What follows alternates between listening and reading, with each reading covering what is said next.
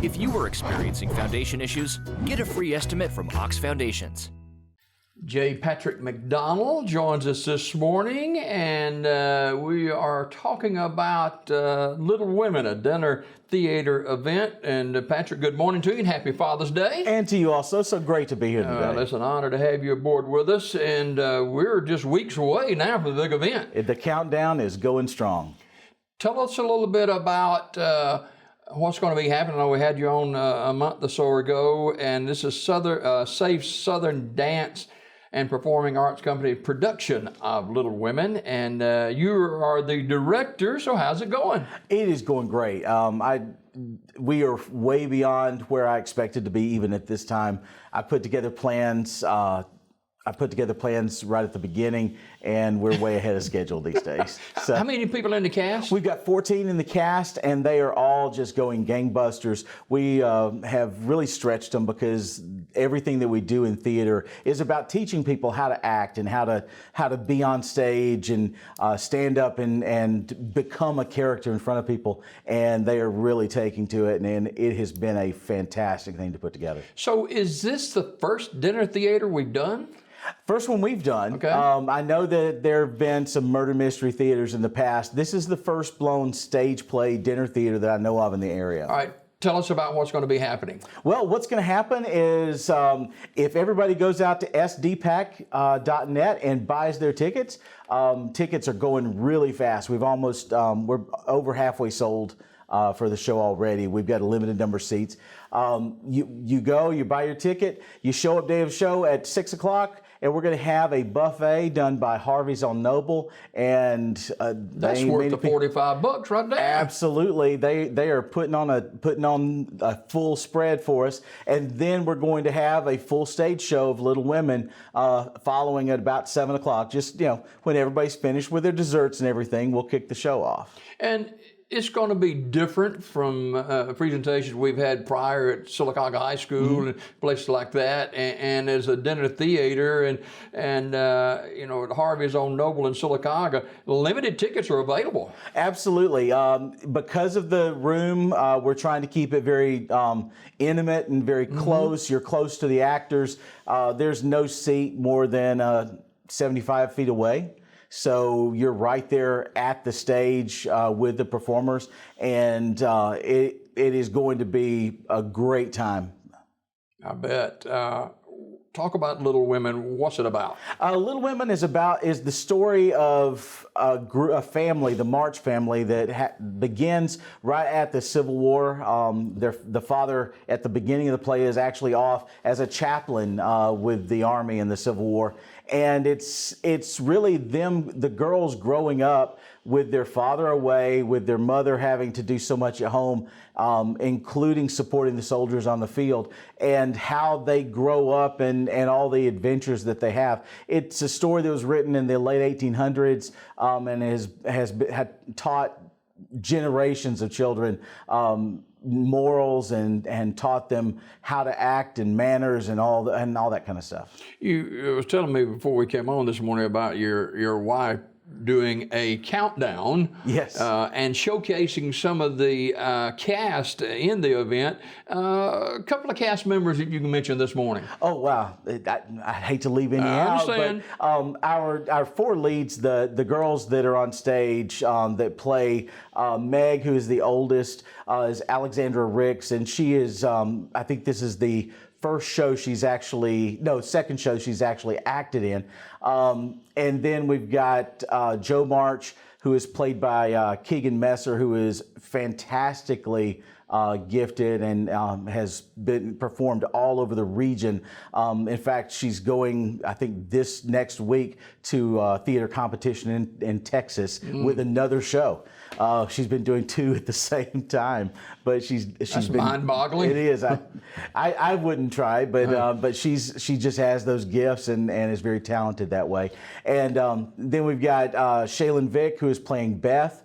And we've actually got two actresses playing Amy because she grows up the play spans 5 years, and so we've got Anna Thylacker playing Amy in the first act when she's younger, and then we've got Abby Marshall who's playing Amy in the second act once she grows up, and some other things happen later on in the show. All right, and these ladies have their own life to lead as well, a lot of them with families and stuff like that, and so you have to really be on it and have a flexible schedule for all this. Well, we try to make sure they have no other life but us.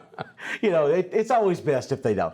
No, they absolutely, they have school, they have competing priorities, they have family, they have vacations, particularly this time of year. And so, yeah, what I try to do when I put the rehearsal schedule together is only call the people that are needed for the scenes that day. So we publish a call list even when we do auditions, so people can plan their vacations and their out of towns and things like that around it. This is kind of a little off the cuff this morning, but I noticed you got a journal with you this morning. Talk about that a little bit.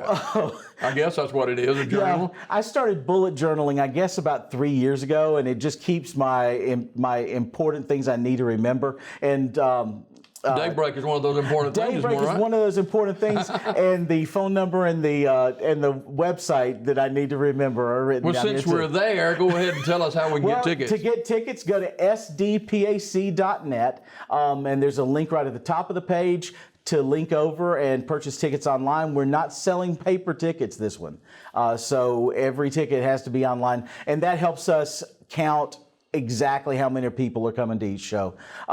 Or if you don't have a computer in front of you or don't feel comfortable with that, you can call SDPAC at, and that's why I have it written down, 256-245-1669.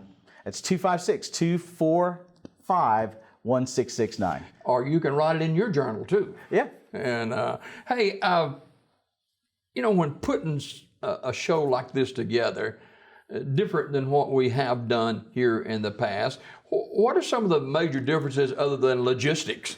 Well, logistics are a huge piece of it. As far as the stage play goes, one of the things I like about the stage play is you get so much more depth of character. Musicals are great. I love musicals. But with a stage play, you really explore the characters to a very deep level, where when things happen, the actors really kind of feel them happen on stage, and it really requires a different type of rehearsal to get all those feelings in and to realistically portray that on stage. With dinner theater, I am so happy that we've got this partnership with Harvey's for this show, because they are taking care of the room, they're taking care of the food and the drinks and everything. I don't have to worry about that at all. I just have to worry about putting on a quality product on the stage. We were, several years ago, we were on vacation in the Smoky Mountains, and we go to the Stampede. Sure. At Dolly Parton's theater, and you know, we got good seats, dinner theater, right? And they had these horses that would run around the dirt track or whatever it was, and we were sitting so close, we got kind of a little grit in our food. That's not going to be the way it is at Harvey's on Noble. We try to have no horses, no animals. We try to have enough distance, so you know, if the actor throws something, I don't think we throw anything, but if the actor did happen to throw something, they wouldn't hit an audience member. Speaking of actors and actresses, what goes into becoming a successful actor or actress? Well, it really is. There's natural talent involved, and I've known some people who just have loads of natural talent. They can get up, they can become another character, and just in the way they're wired and the way they've been raised, you've got all this flexibility that they have inside them. But it is a skill that can be learned, and that's at SDPAC. That is the focus of what we do. We teach people to act. We teach people to perform in musical theater. In fact, we have classes right now at that same website, SDPAC.net. You can go and sign up. And this fall, we are actually offering adult theater classes, training adults to be on stage and perform in shows. Even if you're terrified. I don't know any actor who is not terrified the first time they step up on stage. I don't know any actor who's not terrified the 10th time they step up on stage. But with the rehearsals, we give the actors all the techniques and all the things that we can give them to get them up there and let them feel comfortable in their character. So actually they could grow into a role. Oh, right? Absolutely. Everybody does. I mean, they get the script and it's just a bunch of lines. It's like reading it in English class. And you're making that character that's written in words come to life on stage. And so there are so many things that we do in the rehearsals to make that character live and breathe and be something. We're not here to do a recital of some script. We are here to perform these characters and bring them to life so that when the audience walks out, they can't imagine anybody else being Beth but Shaylin. They can't imagine anybody else being Father but Chris Thylacker. You've got they become those characters for them just as much as Doctor Strange is Benedict Cumberbatch in Marvel movies. Little Women, a dinner theater presentation directed by J. Patrick McDonald, who's our guest this morning. Tickets available for the event, SDPAC.net. As Patrick mentioned, there's no paper ticket sales. $45 for all seats, July the 9th and 10th, and then July the 15th and 17th. 2 weekends of performances at Harvey's on Noble, 280 North Anderson Avenue. As they say, not a bad seat in the house. There is not a bad seat in the house. Plus, you're going to have great Harvey's food, and I can't stress that enough. That is, when they said that they would work with us on this, I couldn't have been more pleased. Greg Funderburg, who graduated from Childersburg High School, and he came to work with me years ago as doing apprenticeship work. And he would read the news. You know, Walter Cronkite used to read the news. But he grew into a role, and he's been a news anchor for several years now, and he's in Chattanooga now at a station there, morning anchor. And he would read script then. Right. But in shows like this, no script available. No, the script, we have the actors, they have to be off script 6 weeks before the show goes on. Do you have a teleprompter or anything like that? No, not at all. Oh, wow. And in fact, that's one of the things that you tell stories about later on. Nobody ever tells a story about the show that went perfectly. You tell the story about, oh, this person dropped a line and I had to pick this up, and then we had this whole conversation to get back to the script. That happens a lot, and particularly in live theater. It's kind of like going to a NASCAR race. You never know how everything's going to turn out on the track. You never know how everything's going to turn out on the stage. We put everything together so that we can produce a perfect show every time. But the actors are also trained to be able to handle those things that come up that we just don't expect. Yeah, in ministry, you don't have a script. But I always have little cheat notes. Sure. You know, and I'll have them written on paper or whatever. And with a show like this, I'd probably have to jot something upon my... Well, the audience would pick up on it, but if you're real subtle. How did you become a director? I kind of backed into it. I started acting about 35 years ago with a sketch troupe, kind of like Saturday Night Live, except it was a Christian-based sketch troupe at Samford University. And I did community theater along the way in Georgia and in Tennessee. And then I have been involved in community theater here in Alabama with a few different theaters around the state. And just began directing because really the reason I started directing at SDPAC is because I needed some way to reinforce the things that we were teaching during the acting classes. Teaching somebody how to act, it's kind of, if you don't put them on stage and let them get up in front of a live audience, it's kind of like just practicing baseball and never getting to play a game. And so we put them out there and let them have some skin in the game, let them have something that is is real for the actor, and they have just risen to the challenge. This is the second show we've done. We've got a whole season lined up coming up this next year. So what do we foresee in the future? Well, in October, we are going to do Disney's Beauty and the Beast. It is a full stage musical. And then in March, we're going to be doing the show Big Fish. People may not be as familiar with that as a Disney title, but it is such a wonderful show, a wonderful message. I think people will be poor if they don't see Big Fish. And then in the summer, we're going to be doing The Importance of Being Earnest, another stage play. We may end up doing that as a dinner theater. We'll find out after we do this dinner theater, and if Harvey's absolutely loves us, they may invite us back to doing a second one. What goes into selecting a show, and do you begin to peek at script of a show that's coming up while you're working on a dinner theater like this one? If I don't, I'm way behind when I get to it. So yes, I've been reading Beauty and the Beast for the last, I guess, month or so. I started work on Little Women 4 months ago. So you have a lead time as a director to be able to decide how you're going to stage it, what you're going to do on the set, how you're going to put the actors on stage, what you're expecting out of them. So you do have a long lead time, but I'm still listening to the Big Fish music because I'm not as familiar with it. I listen to it in any spare moment. If I'm in the car, I'm listening to Big Fish right now. Wow. Little Women, a dinner theater presentation directed by J. Patrick McDonald.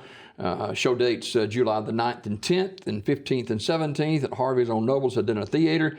Tickets available $45, SDPAC.net to get your tickets. Who will enjoy this event? This is going to be one that you can bring kids to. If even older patrons, as long as you can get there, you're going to have a good time. The humor is approachable, the situations are real, and it really does follow very well along with the book. So, if you read the book as a child or you read the book in school, then you're going to remember those incidents. And the fellow who wrote this, Scott Davidson, has pulled out the best. There are probably 50 Little Women scripts out on the market, and this is by far the best I read. So I was about to ask, and you kind of answered that a little bit.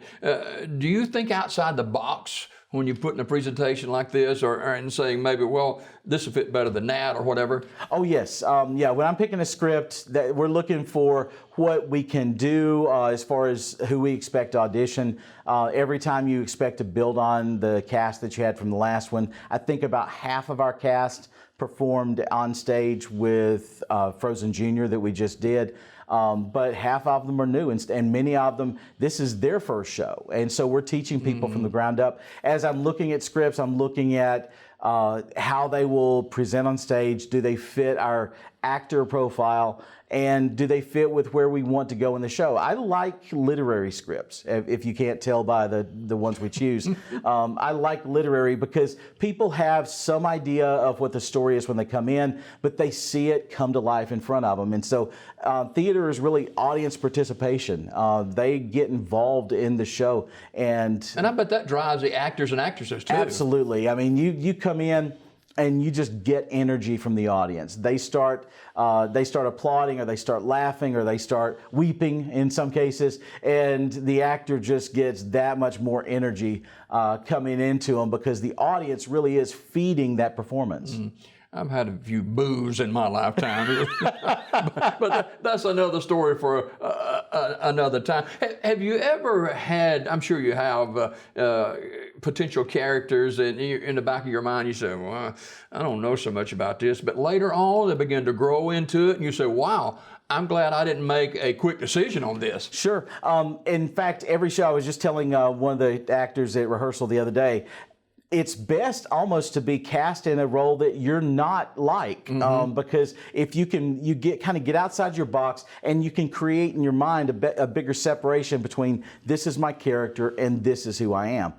So for me, my goal in life is to really play a really dastardly villain sometime, because I don't consider myself villainous. Other people might say that's typecasting, but for me, I don't see myself that way. But villains are refreshing because they just, it's not that they consider themselves evil. It's just they have a completely different logic train to come about to the decisions that they make. You know, even on old television shows, especially westerns, you have the villains, and they play the villain in every show that they do, no matter what it is. Well, you can get cast there if you're really good at it. And we've got actors today in cinema that do play consistent villains because they're just so good at it. Yeah. They terrify you, send shivers up your spine. And but they're really very talented actors. And when you see them doing like indie shows where they are playing somebody who is actually the protagonist of the show,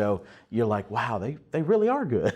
It's got to make you feel warm and fuzzy when you see the advancement of the characters, and not just within shows like this, but further on in life. Absolutely. Theater leads to so many things. That's something that we've been trying to inculcate in our cast and inculcate into our classes, is that lawyers will go and train in theater sometimes because it helps them in the performance. When you talk about poise, to be able to stand up in front of people and speak, which job doesn't require that these days? I mean, teamwork. Body language. Exactly, everything. Not everybody can be part of a baseball team or a great football team or any of those sports teams. That maybe they're not athletically gifted, but everybody can be involved in theater. They can, even if you feel like you would just freeze up on stage, we have to have people backstage doing costumes and sets and props and getting everything together and making things move.